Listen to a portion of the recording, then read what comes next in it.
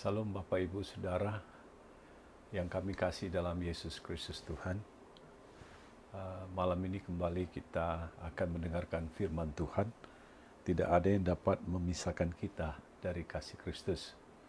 Tentu kita yang jemaat khususnya Gereja Elim, Kairos Prestagi, dan Tanah Karu, serta cabang-cabang yang ada, kita semua sudah berkomitmen berdoa selama 40 malam atau 40 nights prayers every night about 8 o'clock in Indonesia and 9 o'clock in Singapore. Jadi kita berdoa selama 40 malam di jemaat kita. Kalau saudara yang mau bergabung, silakan supaya kita sama-sama menantikan Tuhan bekerja di tengah-tengah COVID-19 ini, dan kita berdoa supaya Tuhan menolong umat Tuhan dan juga semua orang yang menderita dalam COVID-19 ini. Dan saya yakin ketika kita mulai berdoa, maka kita akan melihat ada mujizat Tuhan yang bisa terjadi. Saudara-saudara, saya yakin bahwa kita akan diberkati oleh Tuhan kalau kita terus-menerus berdoa, kita mencari Tuhan. Karena dari dulu kita melihat orang yang mencari Tuhan selalu mengalami mujizat Tuhan, selalu mengalami pertolongan Tuhan, selalu mengalami kekuatan dari Tuhan. Dan ada hal-hal yang luar biasa yang selalu terjadi ketika kita mulai mencari Tuhan. Dan jangan lupa saudara, waktu kita mulai berdoa, saudara juga harus mempersiapkan diri. Ada tantangan ketika kita mulai berdoa. Karena apa saudara? Iblis tidak suka ketika kita berdoa. Tapi kalau kita terus-menerus berupaya berdoa, maka kita akan mengalami sebuah penerobosan, sebuah sebuah satu terobosan dalam kehidupan kita maupun dalam keluarga kita, sebab kita telah memutuskan untuk berdoa. Saudara akan melihat hidup saudara diubahkan. Saudara juga melihat bahwa Tuhan semakin nyata dalam kehidupan kita. Nah, sebelum kita baca firman Tuhan, mari kita berdoa. Bapa kami yang di sorga, kami berdoa hari ini. Biarlah setiap kami yang sedang melihat, menyaksikan live streaming bersama dengan hamba-Mu.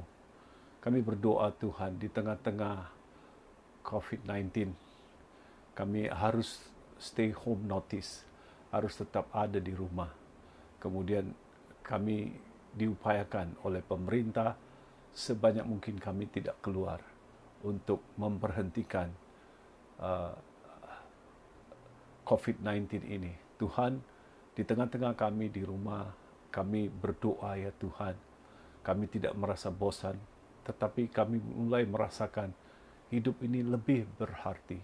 Hidup ini lebih dinikmati bersama dengan keluarga. Dan kami merindukan bahwa di situasi seperti ini, bahwa Tuhan menyatakan kemuliaan dan akhirnya COVID-19 ini berhenti. Bapa di sorga, kami berdoa untuk setiap kami yang sudah ikut dalam doa 40 nights prayers, agar semuanya Tuhan Engkau tolong dan berkati. Kami bergandengan tangan, kami dengan satu hati berdoa ya Tuhan, agar kuasa-Mu dinyatakan dalam nama Yesus Kristus ya Aba. Kami percaya kepada Engkau Tuhan. Engkau selalu dimuliakan melalui kehidupan kami. Kami merendahkan diri dan mencari wajah-Mu Tuhan. Dan nama-Mu di atas disebut ya Tuhan. Maka mata-Mu Tuhan melihat kepada kami, anak-anak-Mu yang berseru kepada Engkau siang dan malam.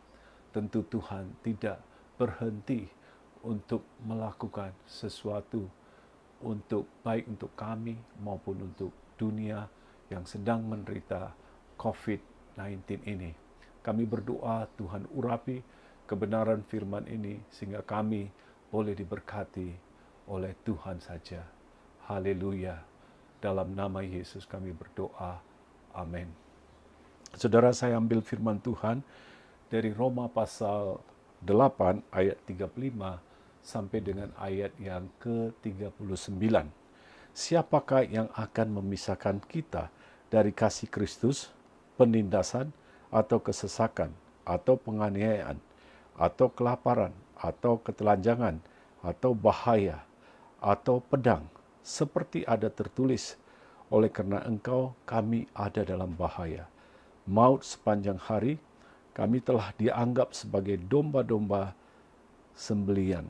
Tetapi dalam semuanya itu, kita lebih daripada orang-orang yang menang, oleh Dia yang telah mengasihi kita.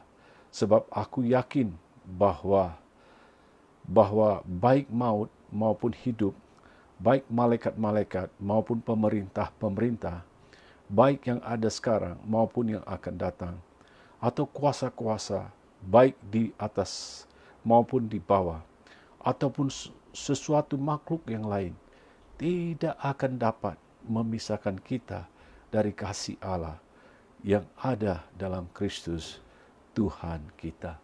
Saudara, betapa senangnya kita selalu mendengarkan firman ini.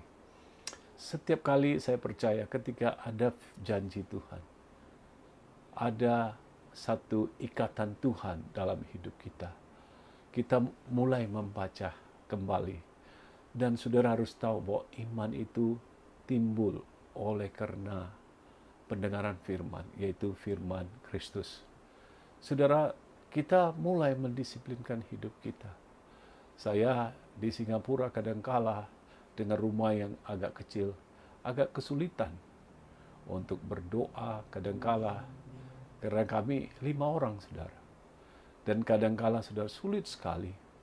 Tapi apapun itu, saya berupaya dalam kondisi seperti sulit seperti itu, saya memutuskan untuk membaca firman Tuhan, untuk berdoa, dan juga kadangkala untuk melakukannya. Kalau hari itu ada sebuah perintah dari Tuhan yang harus saya lakukan di dalam hidup saya. Saudara, orang-orang Kristen yang kuat itu seperti yang tertulis di dalam Lukas pasal 7 maupun Matius pasal 7, saudara, itu dikatakan ada 2 macam orang Kristen. Satu dikatakan orang Kristen yang bijak, satu lagi dikatakan orang Kristen bodoh. Saudara, orang Kristen yang bijak itu gimana? Orang Kristen yang bijak itu dikatakan seperti ini. Orang yang mendengarkan firman Tuhan dan yang melakukannya, ia seperti membangun rumah di atas batu. Ketika ada hujan, ketika ada angin, ketika ada banjir, rumah itu tidak runtuh atau tidak roboh. Tetapi bagaimana dengan orang bodoh dikatakan? Orang yang bodoh itu seperti ini. Orang yang mendengarkan firman Tuhan, tapi tidak melakukan. Ia diumpamakan seperti seorang yang bodoh. Ia membangun rumah di atas pasir. Ketika ada hujan, ketika ada angin, ketika ada banjir, hebatlah kerusakan rumah itu. Saudara-saudara, hari ini kita berada di tengah-tengah COVID-19. Saya mau saudara, pikiran kita, hati kita, dengarkanlah yang baik-baik. Hari ini saudara, saya harus juga menjawab dengan keadaan paksa. Karena sudah terlalu lama saya membaca dan kemudian saya diam. Sepertinya Tuhan menggerakkan untuk mengatakan sesuatu. Makanya saya menuliskan sesuatu di sosial media, saudara. Marilah kita mempertahankan nilai-nilai Kristen yang benar seperti itu. Nah, saudara-saudara yang diberkati oleh Tuhan, makanya saudara sekarang kita selalu mendengarkan hamba Tuhan senantiasa dikritik ya, terserahlah saudara. Dilagakan antara satu dengan yang lain seperti itu, saudara. Jadinya ini betul-betul sangat menakutkan. Kita hidup di dalam era zaman seperti tidak lagi ada penghormatan kepada pemimpin, baik kepada Presiden Jokowi, baik kepada saudara pemimpin di gereja. Harusnya saudara, kalau ada orang salah, maunya tegurlah secara empat mata. Ini enggak saudara sengaja dipermalukan dan dibuka semuanya. Padahal kalau kita dengar firman Tuhan, kasih menutupi banyak pelanggaran, dikatakan seperti itu. Saudara-saudara, kita sebagai orang percaya, kita memiliki penguasaan diri. Kita memiliki buah-buah Roh Kudus di dalam kehidupan kita. Saya mau katakan saudara, inilah waktunya kita harus mendengarkan hal yang baik, mendengarkan firman Tuhan, sehingga kita diberkati oleh Tuhan ketika kita mulai mendengarkan hal-hal yang baik dalam kehidupan kita. Saudara, saya berpikir kalau kita terus-menerus dengan medsos, itu juga susah. Memang nggak bisa lari, saudara, tetapi kita perlu coba untuk untuk berdiam diri sebentar dan berdoa kepada Tuhan supaya kita mengerti yang menjadi ikatan dalam kehidupan kita. Ketika kemarin kita merayakan yaitu Hari Raya Paskah, di mana Kristus mati di atas kayu salib pas pada Hari Raya Paskah, saudara. Saudara, kalau dibilang kenapa Jumat Agung, ya Jumat itu mulia karena Kristus mati pada hari Jumat. Tetapi saudara, sebenarnya pada waktu Kristus mati, itu juga Hari Raya orang Yahudi, saudara, yaitu Paskah. Mereka sedang merayakan satu peristiwa yang besar terjadi ketika mereka ada di tanah Israel, saudara.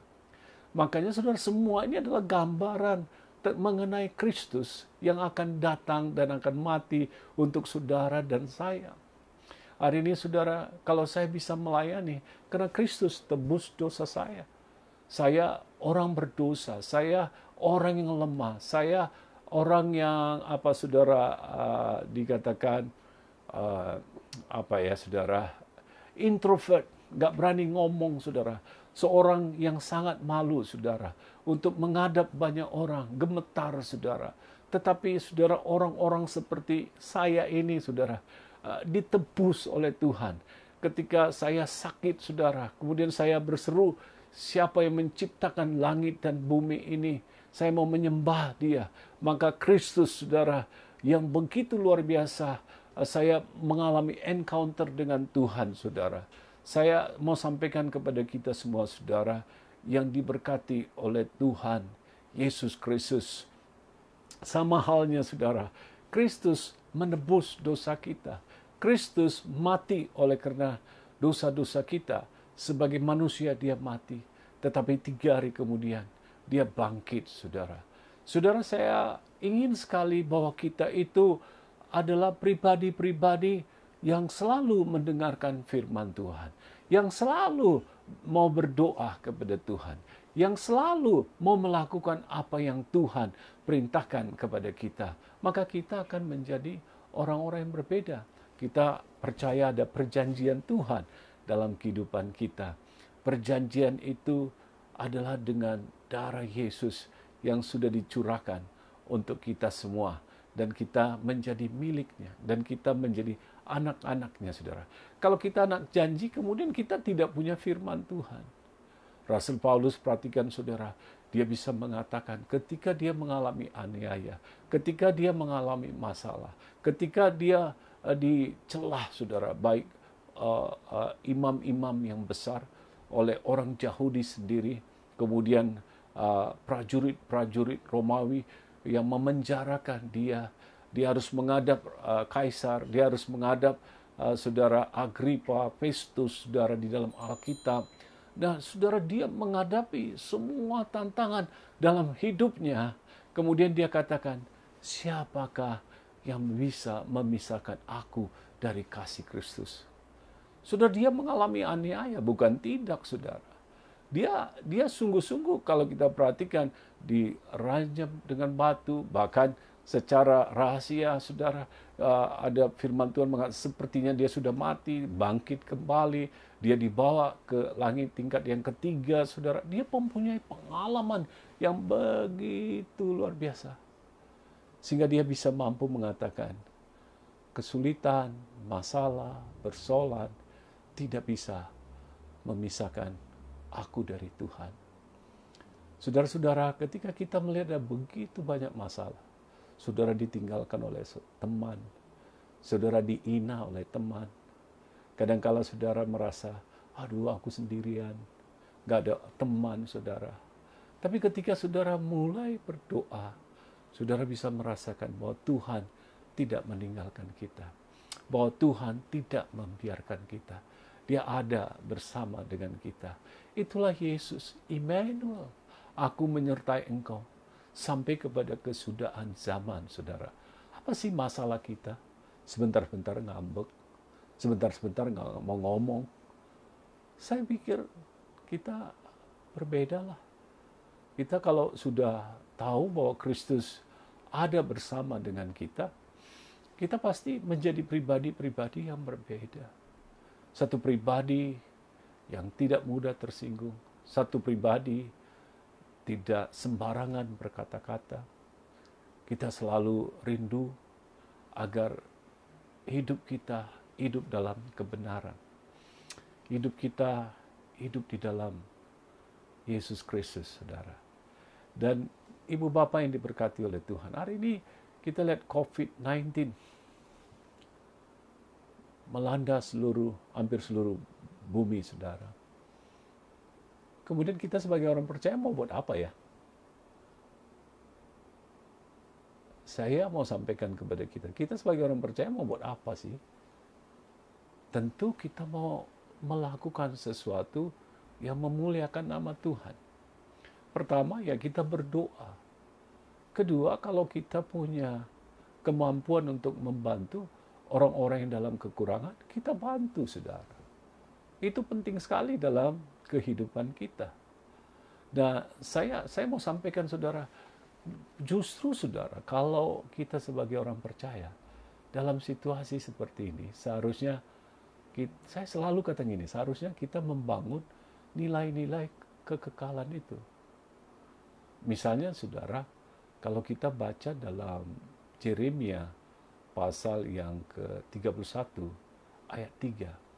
Mari saudara, saya ajak kita bisa baca sebentar supaya kita boleh diberkati oleh Tuhan. Amin. Alkitab saya ini sebentar ya.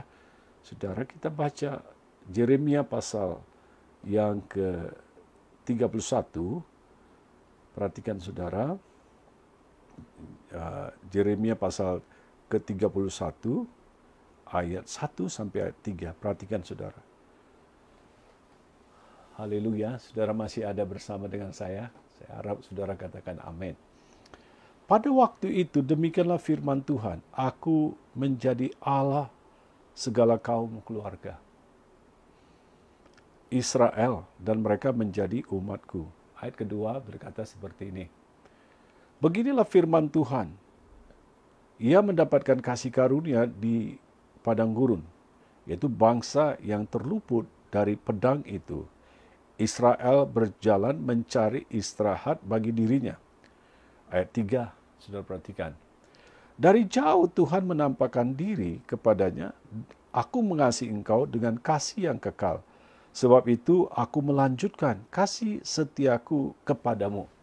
Saudara, pertama saya mau sampaikan bahwa Tuhan katakan, pada waktu itu demikian firman, aku akan menjadi Allah kaum keluarga Israel. Tuhan sebenarnya mau menjadi Allah atas keluarga kita. God of the family. Katakan amin.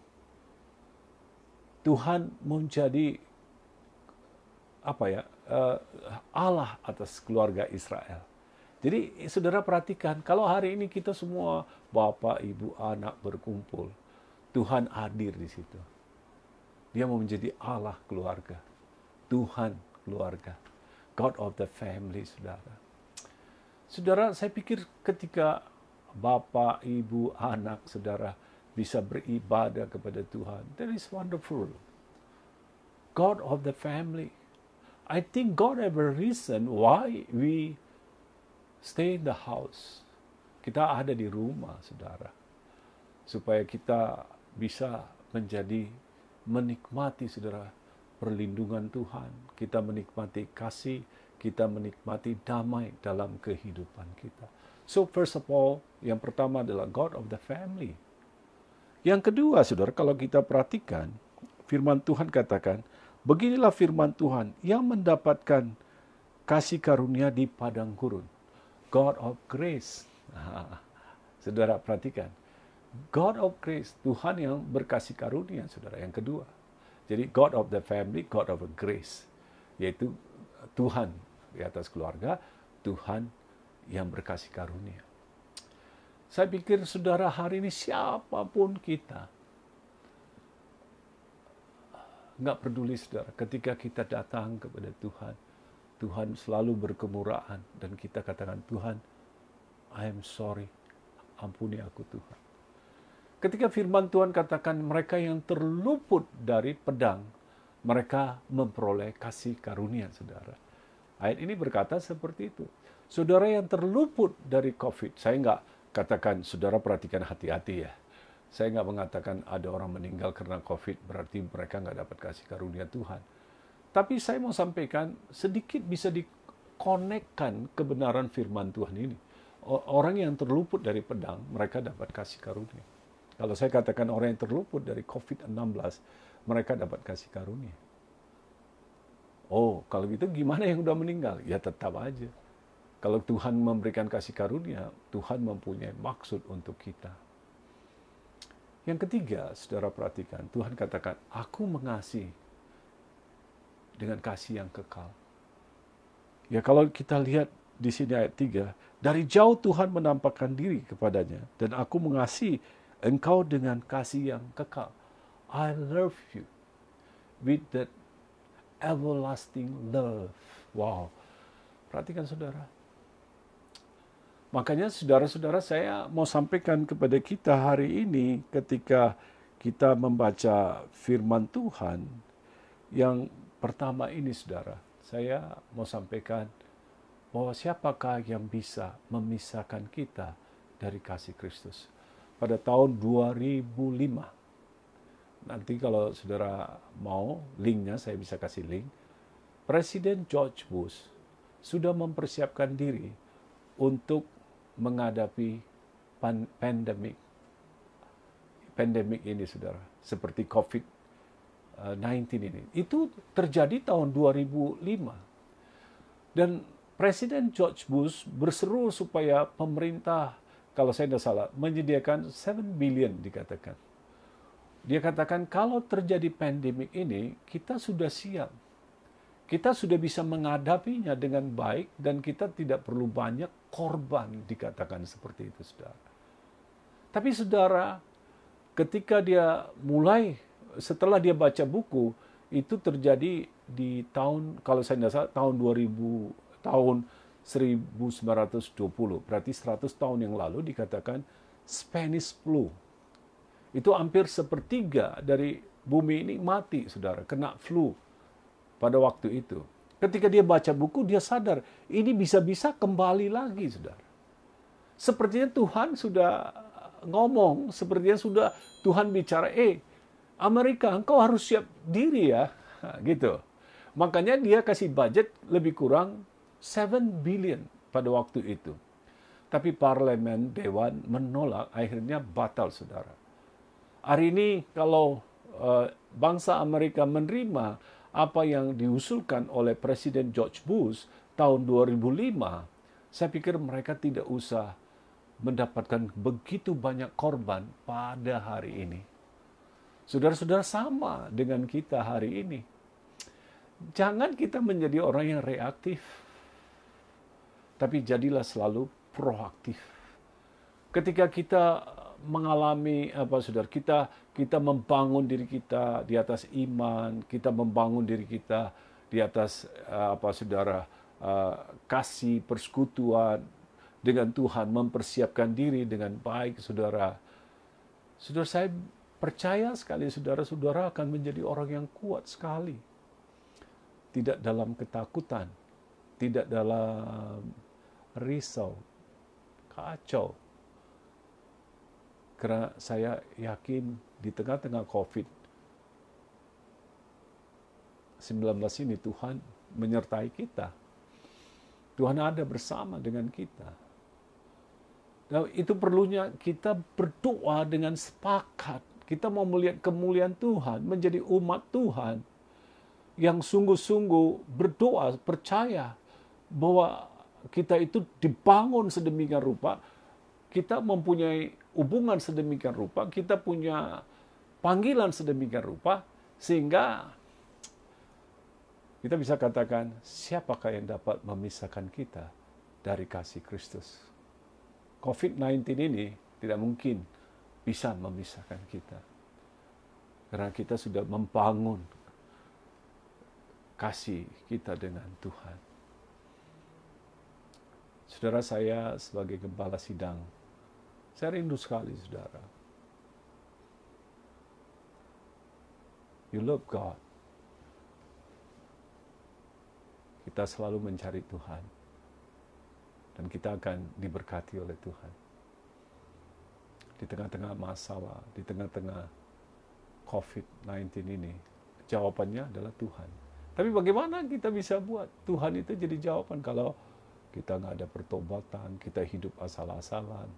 Tapi ketika kita punya hubungan, kita punya persekutuan, luar biasa, apalagi hari ini kita disuruh tinggal satu keluarga. God of the family, God of the grace, God of everlasting love, yaitu Tuhan atas keluarga, Tuhan kasih karunia, dan juga yang ketiga itu adalah Tuhan eternity, atau Tuhan yang kekal, kasih yang kekal dalam kehidupan kita. Saudara, hari ini kita lihat siapakah yang dapat bisa memisahkan kita dari kasih Kristus? No one. Tidak ada satu orang pun yang bisa memisahkan kita dari kasih Kristus. Yang terakhir, saudara, saya akan bacakan, yaitu 1 Korintus 15 ayat 58. Dengarkan, saudara, apa dikatakan oleh firman Tuhan. Seperti ini. Karena itu, saudara-saudaraku yang kekasih, berdirilah teguh, jangan goyah, dan giatlah selalu dalam pekerjaan Tuhan. Sebab kamu tahu bahwa dalam persekutuan dengan Tuhan, jerih payahmu tidak sia-sia. Saudara, kita lihat selalu saja kita temukan ada kalimat yang menguatkan. Kalau kita baca tulisan dari Rasul Paulus untuk kita. Karena itu saudara-saudara kekasih, berdirilah teguh dikatakan. Perhatikan, saudara, saya mau katakan, kita perlu berdiri teguh. Kita butuh roh Tuhan dalam hidup kita. Kita harus kuatkan hati kita menghadapi tantangan seperti ini agar kita tidak mudah goyah. Jadi berdiri teguh, jangan goyah dikatakan. Saudara, saya sangat merindukan supaya jangan lagi lah kita adu teologi, aku jago dalam hermeneutik, apologetik. Kita nggak perlu. Kita selalu mau melihat orang yang kuat di dalam Tuhan. Di tengah-tengah masalah, di tengah-tengah persoalan, kita tetap kuat berdiri di dalamnya sehingga kita boleh diberkati oleh Tuhan kita, Yesus Kristus. Makanya, saudara, terus dikatakan bahwa saya percaya, saudara, bahwa ketika kita tidak goyah dan kita kuat, kemudian yang menjadi kunci di sini dikatakan, giatlah, ini kuncinya, saudara, giatlah selalu dalam pekerjaan Tuhan. Be diligent in the work of the Lord, dikatakan. Giatlah selalu di dalam pekerjaan Tuhan. Saudara, apapun yang kita kerjakan, whatever you do, you must always do for God.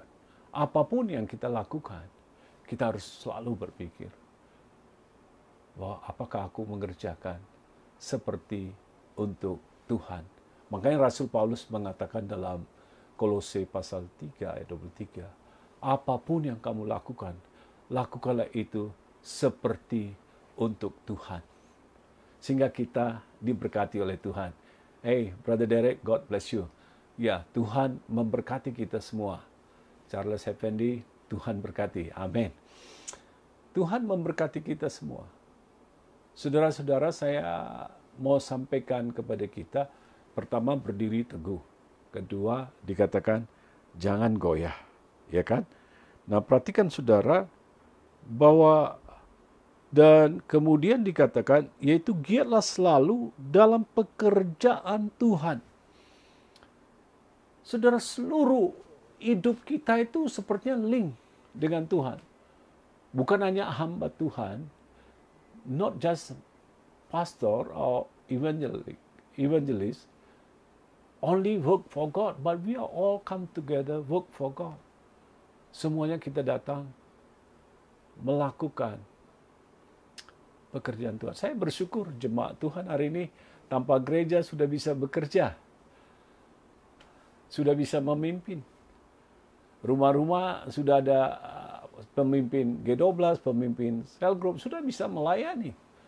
Nah, saya pikir, nah inilah yang perlu sebenarnya di dalam iman kita, keyakinan kita kepada Tuhan. Harusnya seperti itu.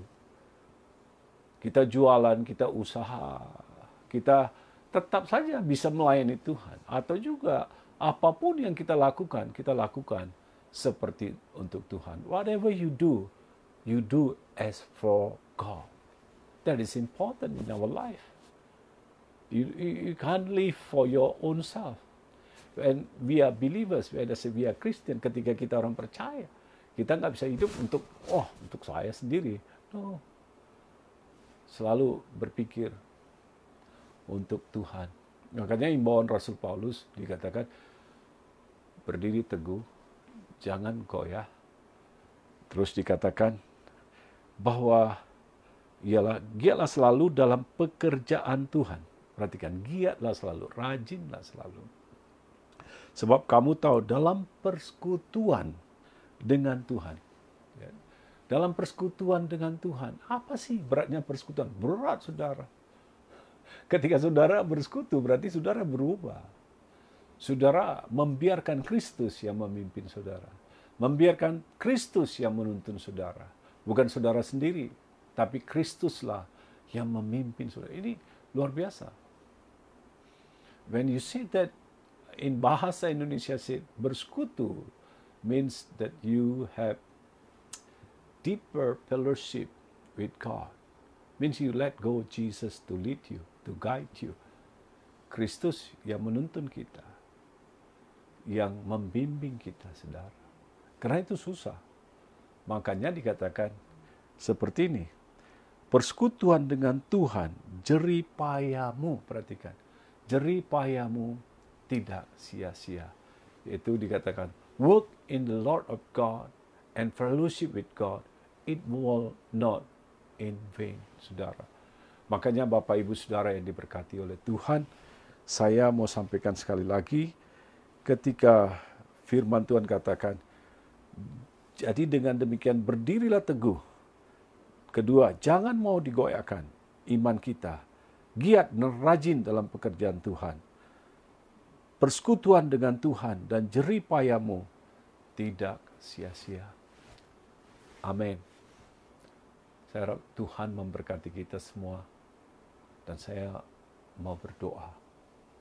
Dan ketika saya berdoa, saya harap saudara yakin dan percaya bahwa setelah doa, Tuhan memberi kekuatan. Tuhan memberikan kesembuhan kalau saudara yang sakit. Tuhan memberikan satu sukacita dalam hidup kita di tengah-tengah masalah ini. Let us pray, mari kita berdoa. Bapa, kami berdoa dalam nama Tuhan Yesus. Seperti firman-Mu berkata, siapakah yang dapat memisahkan kami dari maut? Pedangkah? Mautkah? Kelaparankah? Bahayakah? Tidak ada seorang pun yang bisa memisahkan kami dari kasih Kristus. Sebab itu Tuhan, hari ini bila kami membangun terus persekutuan kami, hubungan kami dengan Engkau, ya Aba. Kami berdoa, ya Tuhan Yesus, malam ini khususnya kami akan berdoa untuk 40 malam. Biarlah kami merasakan semakin dekat dengan Tuhan. Dan kami semakin diberkati oleh Engkau, ya Tuhan. Kedua, kami percaya Tuhan bahwa Engkau adalah Tuhan atas keluarga. Tuhan kasih karunia. Tuhan yaitu kasih yang kekal atas hidup kami. Tuhan, kami mau percaya Tuhan, firman-Mu berkata, berdirilah dengan teguh, jangan goyah. Sebab jerih payah-Mu dalam persekutuan dengan Tuhan tidak sia-sia. Biar Tuhan yang sakit disembuhkan, yang lemah dikuatkan, yang terikat dibebaskan, yang susah dihiburkan oleh kuasa Roh Kudus. Hamba-Mu berdoa Tuhan, biarlah Tuhan kami yang belum bertobat, belum tahu, mengenal, belum punya pengenalan akan Tuhan. Hari ini kami membuka hati kami, mengatakan Tuhan Yesus, aku percaya dalam hati, mengaku melalui mulut bahwa Yesus Kristus adalah Tuhan dan Juru Selamatku. Berilah aku pengalaman baru, pengalaman lahir baru, sehingga aku mendapatkan satu hidup yang berbeda dari sebelumnya. Terima kasih Bapa. Kami berdoa dalam nama Yesus. Mari kita menerima berkat. Tuhan memberkati dan Tuhan melindungi. Tuhan menyinari engkau dengan wajah-Nya dan memberikan kepadamu kasih karunia. Tuhan menghadapkan wajah-Nya kepadamu dan memberikan kepadamu damai sejahtera. Damai dari Allah Bapa, kasih karunia dari Tuhan kita Yesus Kristus, dan persekutuan Roh Kudus menyertai kita mulai saat ini sampai Yesus Kristus datang untuk kedua kalinya. Dalam nama Yesus. Shalom. Tuhan Yesus berkati. Jangan lupa, nanti jam 10, jam 9, kita akan berdoa bersama. Tuhan berkati. Thank you, Brother Tan, Stephen, and Derek, watching this live streaming. May God bless you. We have to pray now. We have 40 night prayers for the situation of the COVID-19. If you needed any prayers, you just write in my WhatsApp, then we will pray later. We are praying for 40 nights, and may God bless you. Shalom.